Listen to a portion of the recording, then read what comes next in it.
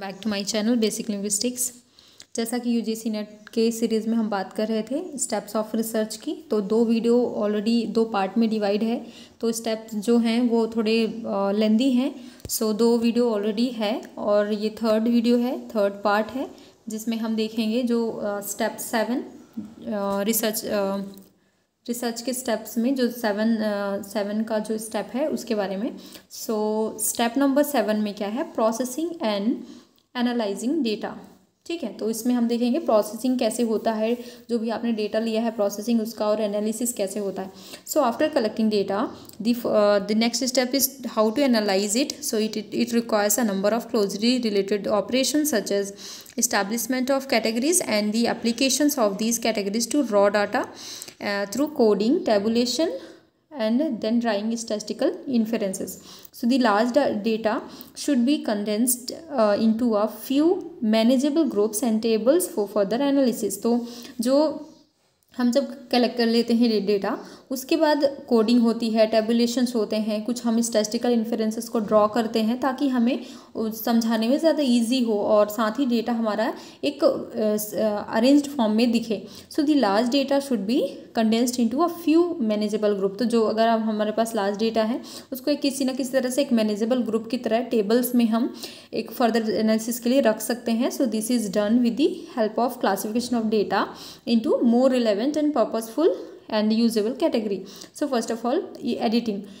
The process of cleaning data is called editing. है ठीक है, तो जो भी हमारा डेटा को क्लीन करने का जो काम है वो एडिटिंग में आता है। And the purpose of editing is to identify and minimize error, miscalculations, misclassifications or any gap of information provided by the respondent. Editing improves the quality of the data for coding. तो इसमें आपके जो भी errors होते हैं, आपके मिसकैलकुलेशंस होते हैं, मिसक्लासिफिकेशंस होते हैं, या जो भी हमने गैप को छोड़ा हुआ है दो इन्फॉर्मेशन के बीच में, वो सारी चीज़ों को देखते हैं, उनको एडिट करते हैं ताकि हमारा जो डेटा रहे वो कोडिंग के लिए एक इम्प्रूव हो जाए।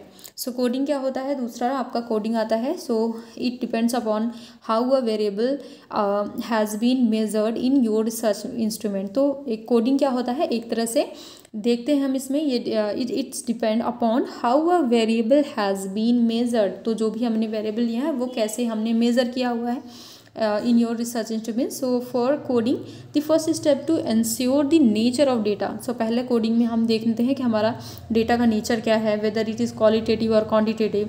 द क्वालिटेटिव अगर डेटा है, क्वालिटेटिव डेटा में be descriptive about the following details और case history.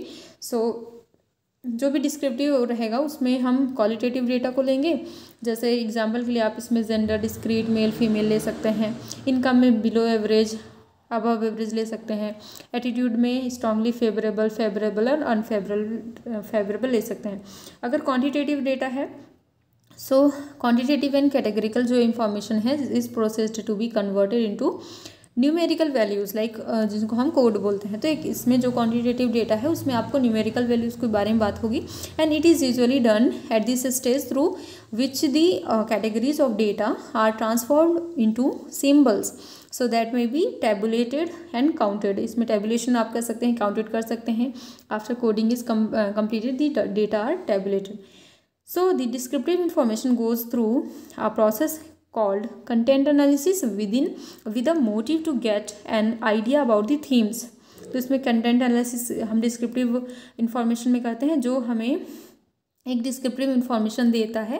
And in descriptive और qualitative data the researchers may be go through the transcription of all interviews in which people may the different words to express the same phenomenon. तो इसमें हम थोड़ा ज़्यादा ध्यान देते हैं क्योंकि डिस्क्रिप्टिव रहता है और हम इंटरव्यू के थ्रू डेटा को कलेक्ट किए रहते हैं। तो उसमें जो भी रिस्पोंडेंट होते हैं या जो भी हमारे इंटरव्यू में लोगों से हमने बात की है, उन्होंने सेम किसी फिनोमिनन के लिए क्या क्या वर्ड एक्सप्रेस किए हैं, क्या चीज़ें, तो वो सारी चीज़ें इन्फॉर्मेशन हम इसमें रखते हैं।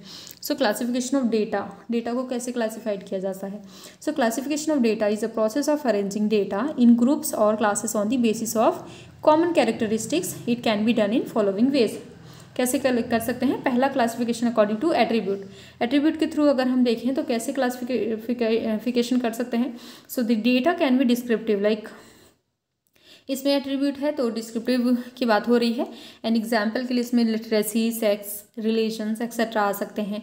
न्यूमेरिकल अगर है तो वेट, हाइट, इनकम आ सकता है। Further classification can be either say simple classification और मैनी फोल्ड क्लासिफिकेशन। तो अगर सिंपल क्लासिफिकेशन है तो क्या होगा, in this classification we consider only one attribute. ठीक है, सिंपल के लिए सिर्फ उसमें एक एट्रीब्यूट को लेंगे and divided into universe into two classes, like where one class consisting of items processing the given attribute and the other one is class consisting of items, so which does not possess the given item. So for example, the number of candidate with MBA degree is like MBA degree में आप देख लो yes, no और ये total.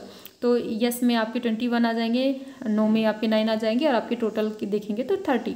तो ये एक simple classification होता है।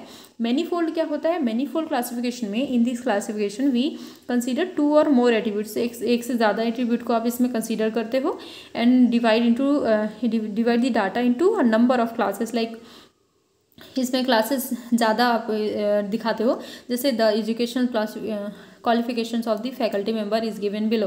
फॉर एग्जांपल जेंडर के अकॉर्डिंग देख लेंगे, फिर पीजी डिग्री के अकॉर्डिंग भी देख लेंगे, पीएचडी डिग्री के अकॉर्डिंग भी देख लेंगे।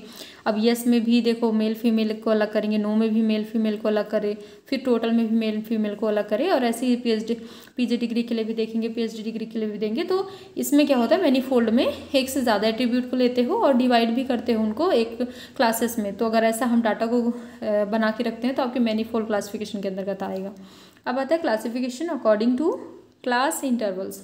सो classification is done with data relating to income. ठीक है, अगर इनकम के रिलेटेड है या एज के, वेट के, टैरिफ के, प्रोडक्शन के, ऑक्यूपेंसी के etcetera. So such quantitative data are known as statistical और ऑफ वेरिएबल्स एंड और classified on the basis of class intervals. तो ये बेसिकली जो स्टैटिस्टिकल डेटा होते हैं, वेरिएबल्स होते हैं, उस पर डिपेंड करता है और क्वांटिटेटिव डाटा को बताता है।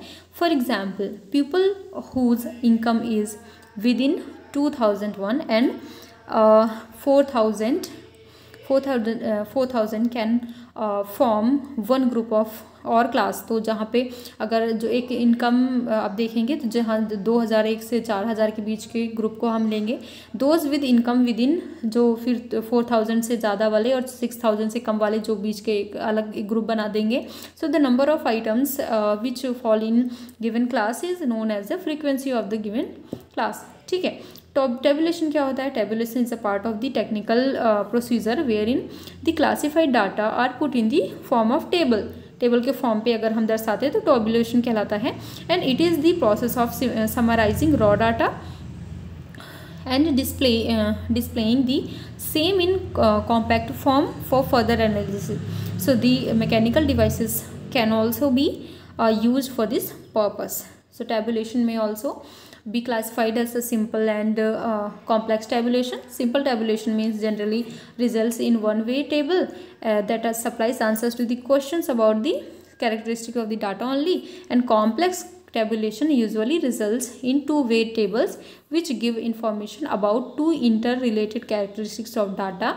Three-way tables or still higher order tables are also known as manifold tables. अब आता है analysis of data. So after tabulation, analysis is done with the help of different mathematical and statistical techniques such as like percentage हो गया, average हो गया, coefficients हो गए, correlations के, regressions. So it largely depend on the whether the data is qualitative or quantitative. तो ये depend करता है. So qualitative data analysis कैसे किया जाता है? The analytical approach may be personalized and they are a few rigid rules and procedures. So generally the researchers need to go through a process called content analysis. ठीक है, तो जो अगर qualitative data analysis कर रहे हैं तो एक तरह से ये एक एनालिटिकल अप्रोच होता है, साथ ही इसको हम कंटेंट एनालिसिस का नाम देते हैं। Content analysis means analysis of the content of an interview in order to identify the main themes and emerge from responses given by the respondent. तो इसमें हम इंटरव्यू के थ्रू जो भी हमें एक मेन थीम जो होता है उसके रिस्पॉन्स, जो रिस्पोंडेंट ने क्या क्या रिस्पॉन्स किया है उस बेस पे हम करते हैं। And this process involve the following step. इसमें क्या क्या चीज़ें इन्वॉल्व होती है। पहला तो आपका identify the main theme. The researcher needs to carefully go through the descriptive responses given by respondent to each question so as to understand the meaning they communicate। तो जो भी आपने क्वेश्चन पूछा हुआ है उसका जो रिस्पोंडेंट ने क्या रिस्पॉन्स दिया हुआ है, उस क्वेश्चन का किस तरह उन्होंने आंसर किया हुआ है, वो चीज़ों को आप समझिए, उस चीज़ को एक उनकी मीनिंग को और जो भी उसके थ्रू एक केयरफुली चीज़ें को आपको देखना है। And it helps to developing the broad theme that reflect these meaning. तो इस मीनिंग को जब आप समझ लेते हो तो एक ब्रॉड थीम आपको मिल जाती है। For example like people use different words and languages to express themselves. तो कहते हैं ना कि मतलब हर एक डिफरेंट पर्सन डिफरेंट चीज़ें यूज़ करता है, तो उसको हम एक सबका एनालाइज करके देखते हैं कि हम मतलब एक किसी पर्टिकुलर चीज़ के लिए क्या वर्ड यूज़ किया गया है, क्या लैंग्वेज यूज़ किया गया है। दूसरा चीज़ assign codes to the main themes. So यहाँ किसी भी मेन थीम के लिए कोड को असाइन करना, like assigning codes is required when the researcher wants to count the number of times a theme has occurred in an interview. तो इसमें हम देखते हैं, असाइन करते हैं कि जो रिसर्चर्स है उनको wants to count the number of times, तो वहाँ पे नंबर ऑफ टाइम्स काउंट करना। और तीसरा चीज़ classifies responses under the main theme.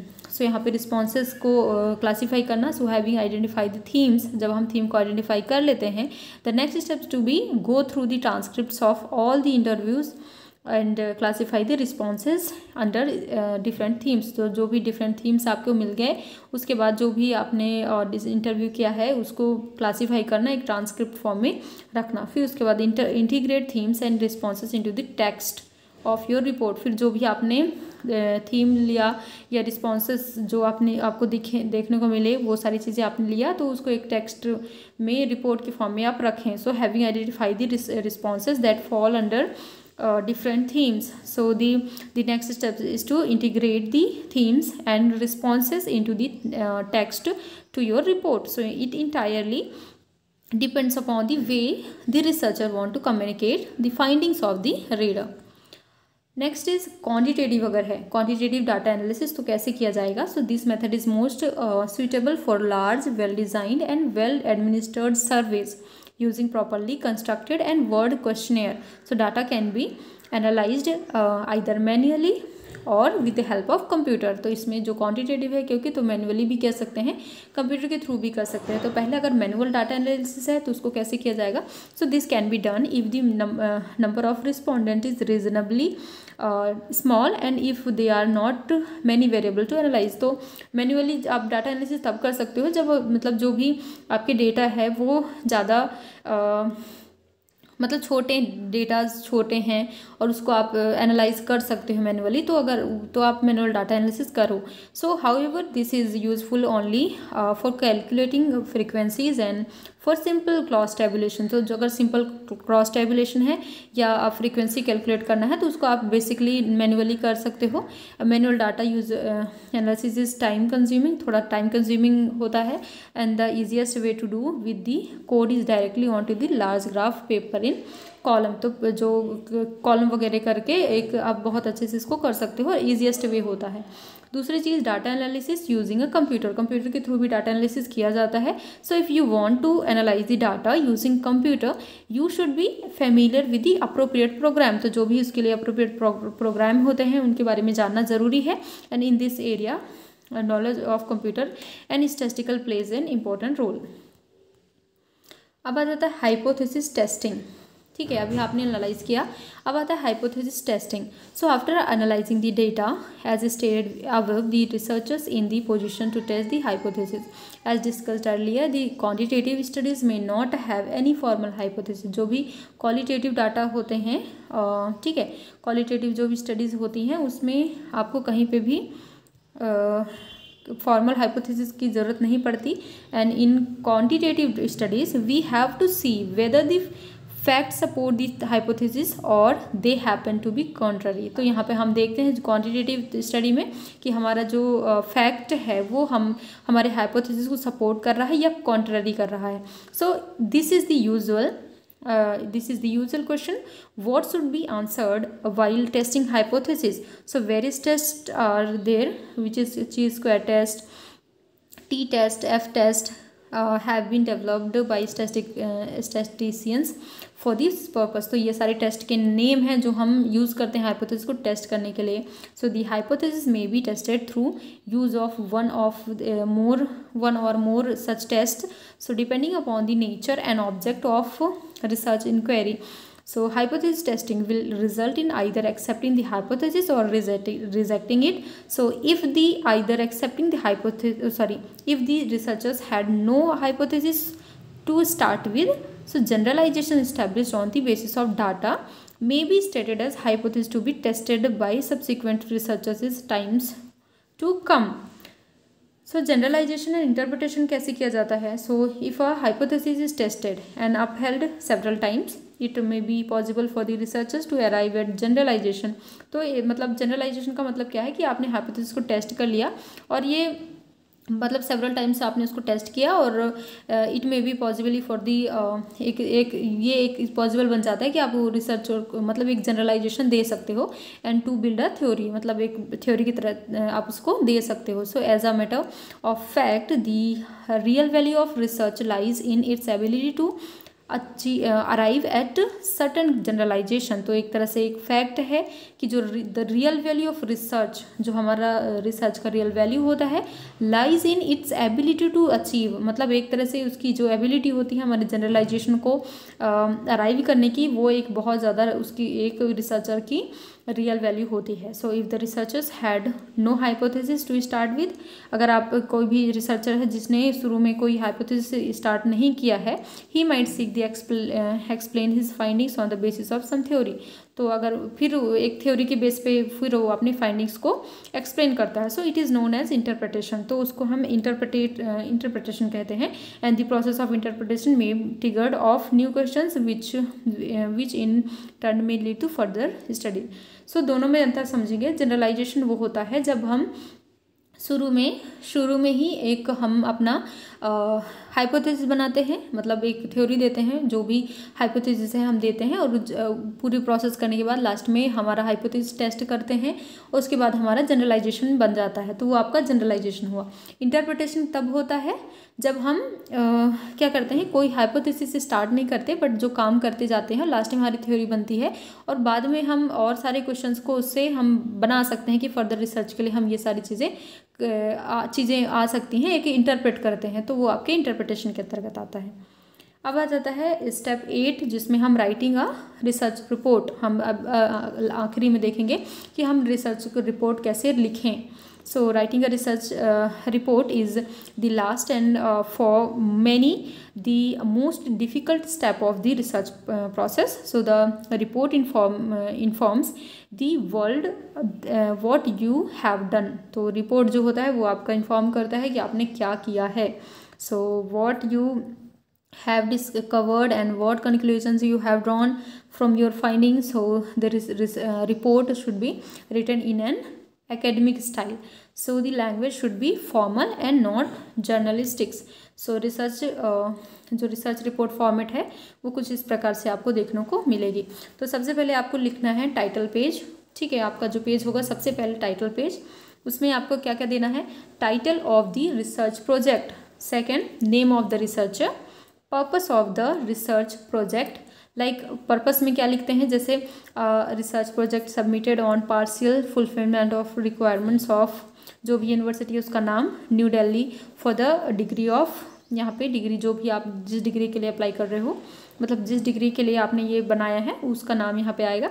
और फोर्थ इसमें आता है डेट ऑफ पब्लिकेशन. तो हमारा टाइटल पेज कुछ इस प्रकार से रहेगा.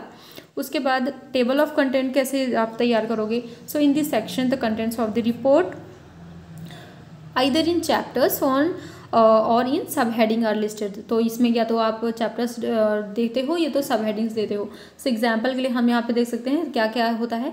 कंटेंट होता है सबसे पहले. ठीक है, कंटेंट फिर देखेंगे इंट्रोडक्शन, है ना। इधर आपका जो राइट साइड में आपका पेज नंबर दिया रहता है। और जैसे चैप्टर 1 है, चैप्टर 1 में आपने लिख दिया theoretical framework and review of related literature, तो फर्स्ट चैप्टर ये है। इधर आपका पेज नंबर चलता जाएगा इसके इक्विवेलेंट में। Chapter 2 research design, chapter 3 data analysis and interpretation, chapter 4 summary and conclusion. फिर यहाँ पे सजेशंस होते हैं, suggestion for further research, references and bibliography. Appendices होते हैं, अपेंडिक्स 1 होता है जिसमें क्वेश्चनेयर फॉर एम्प्लॉयज़, अपेंडिक्स 2 जिसमें क्वेश्चनेयर फॉर मैनेजर्स, तो लाइक दैट। और इनके इक्विवेलेंट में यहाँ पे हम पेज नंबर देते जाते हैं। तो कुछ इस प्रकार से हमारा टेबल ऑफ कंटेंट रहता है।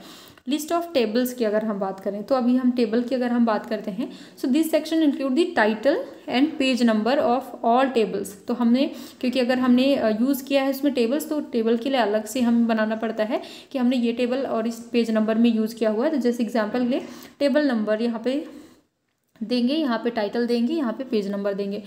टेबल नंबर 1 इसमें आपने दिया है अगर income level of respondent, table number 2 में आपने एज डिस्ट्रीब्यूशन ऑफ रिस्पोंडेंट, और उसके सामने आप यहाँ पेज नंबर देते जाएंगे। साथ ही फिर जो फिगर्स अगर आपने यूज़ किया है, so this section contains the title, page number of all graphs and pie charts. So यहाँ पे एग्जाम्पल के लिए फिगर नंबर 1, 2 यहाँ पे टाइटल उनका दे दें कि pie chart showing the age distribution of respondent. Second pie chart अगर आपका बार ग्राफ है, bar graph showing the popularity of menu items, और यहाँ पे उसके सामने उसका पेज नंबर दे देंगे। अब उसके बाद एक्नॉलेजमेंट होता है। एक्नॉलेजमेंट में क्या देते हो आप, मतलब इस जो शुरू में ही देते हैं, ठीक है, जो हमारा कंटेंट पेज हो गया, इसके बाद जब हम एक्नॉलेजमेंट लिखते हैं, एक्नॉलेजमेंट में क्या आप देते हैं, इन दिस सेक्शन द रिसर्चर में एक्नॉलेज दी इंस्टीट्यूट। वहाँ पे आप अपने इंस्टीट्यूट का नाम लिखते हो, प्रिंसिपल का नाम लिखते हो, फैकल्टी गाइड का नाम लिखते हो, जिसमें बोथ आपके रिसर्चर गाइड या टेक्निकल गाइड आ सकते हैं। एंड रिसर्चर पार्टिसिपेशन, फ्रेंड्स का भी जिक्र कर सकते हो जिन्होंने आपकी मदद करी है, और रिसर्चर पार्टिसिपेंट्स आपने जिसको लिया है उनका नाम दे सकते हो। तो एक्नॉलेजमेंट में होता है। इंट्रोडक्शन में क्या देते हैं, this section introduce the research, setting out the main aims and objectives, it actually are rational for the research. तो इंट्रोडक्शन में आप ये सारी चीज़ें देते हो। उसके बाद थ्योरेटिकल फ्रेमवर्क आता है एंड रिव्यू ऑफ लिटरेचर। इसमें क्या देते हो, this section includes all the background research information that has obtained from the literature review. You must indicate from where all the information was obtained. सो जो भी आपका topic है उस बेस पे उसके लिटरेचर रिव्यू आप देते हो, जो बैकग्राउंड इन्फॉर्मेशन होती है उसके बारे में वो आप देते हो। Thus it is mandatory to keep a complete record for everything that researchers had read, so otherwise there are chances to the researchers could be accuse for plagiarism and which is akin to the intellectual theft. तो एक तरह से इसमें हम literature review में बहुत अच्छे से उनके नाम और पब्लिकेशन, मतलब पब्लिकेशन नहीं, मतलब डेट वगैरह उनके सारे देते हैं, और उन्होंने क्या स्टेट किया है, किसी ने, वो सारी चीज़ें इन्फॉर्मेशन उसमें अच्छे से लिखते हैं। अगर आप ऐसा नहीं करते हो तो एक तरह से प्लेगरिज्म का हिस्सा बन जाते हो, और ये आप पे बोल दिया जाता है कि आपने डाटा को चोरी किया हुआ है। तो ऐसा, तो इसमें ये सारी चीज़ें इन्फॉर्मेशन आपको देनी चाहिए। एंड रिसर्च डिज़ाइन की अगर हम बात करें, सो this section includes all practical entails followed for the research. After reading this, any interested party should be able to replicate the research study. So it includes methods used for the data collection, sampling procedure, tools used for the data collection and analysis of data. उसके बाद data analysis and interpretation की बात करें तो इसमें क्या होगा, if you have conducted a large quantitative survey, so this section may contain tables, graphs, pie charts and associated statistics, and if you have conducted a qualitative piece of information, so this section should be descriptive prose. उसके बाद summary and conclusion जो होता है, तो in this section you sum up your findings and draw conclusions for them, so perhaps the relation to the research और literature.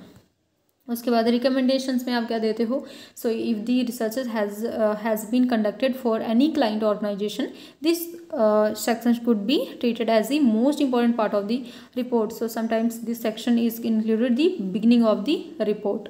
तो recommendation में आप ये चीज़ें कर सकते हो। Suggestion for the further research, इसमें research is a continuous process, क्योंकि कभी ये नहीं कि हमने ये इतना काम कर लिया तो ये कंप्लीट हो गया, ऐसा नहीं है। रिसर्चर एक कंटिन्यूअस प्रोसेस होती है। So this section shows how researcher could be continue, उसको और हम देते हैं कि हम इसको और कंटिन्यू कैसे कर सकते हैं। So this could happen as some results as inconclusive, or the research itself has thrown up many more research questions that need to be addressed. So it shows the honesty and integrity of researcher, that help that he has a wider perspective and have actually not tried to cover the shortcomings. So list of reference या bibliography की अगर बात करें, so the list of references contains only the details of those work cited in the text, जो भी आपने जहाँ से काम किया है, जहाँ से साइट से जाके काम किया है, वो सारी चीज़ें वहाँ पे आप देते हो। It include sources not cited in the main next matter but the relevant to the subject to study, specially in case of larger dissertations और thesis. So small research projects may need just a reference section to include all the literature that has refer to the report. उसके बाद जैसे book के लिए अगर हम देखें, for books में आपका ऑथर सरनेम पहले ही आता है, ठीक है। ऑथर का सरनेम अल्फ़ाबेटिकली, जो भी अल्फ़ाबेटिक में पहले आएगा आप उसको लोगे और सरनेम को पहले देखोगे, नाम को नहीं, सरनेम को पहले लिखोगे, sorry, followed by there initials, उसके बाद है ना इनिशियल्स, उसके बाद डेट ऑफ पब्लिकेशन दोगे, फिर title of the book italic form में, जो भी बुक का टाइटल है वो इटैलिक फॉर्म में रहेगा, साथ ही प्लेस ऑफ जो पब्लिकेशन है और पब्लिशर है। उसके बाद जर्नल के लिए कैसे, ये तो बुक के लिए था, जर्नल अगर है, so the name the title of the article appears is in inverted commas, inverted कॉमे के अंदर रखेंगे, and name of the journal comes in italics, जो नेम होगा जर्नल का वो इटैलिक में आएगा, followed by the volume number and page number of the article. उसके बाद एग्जाम्पल के लिए यहाँ पे हम देख सकते हैं, जैसे पहले हम कैसे लिखेंगे, मदन केवीएस, यहाँ आपने इन्वर्टेड कॉमा लगाया, influence of British rule on Indian culture, उसके बाद journal of tourism, page number दे दिए 10 to 18। अपेंडिसेस की बात अगर हम करें तो this is specifically required in case of questionnaire, अगर आपने क्वेश्चनेयर किया है, इंटरव्यू किया है, schedule constructed for conducting the research, तो हमें अपेंडिसेस देने होते हैं। It may be useful to include them in the report as an appendix. So appendices do not count towards your total number of pages or words. It is useful way to including relevant material so the examiner can gain a deeper understanding of the your work.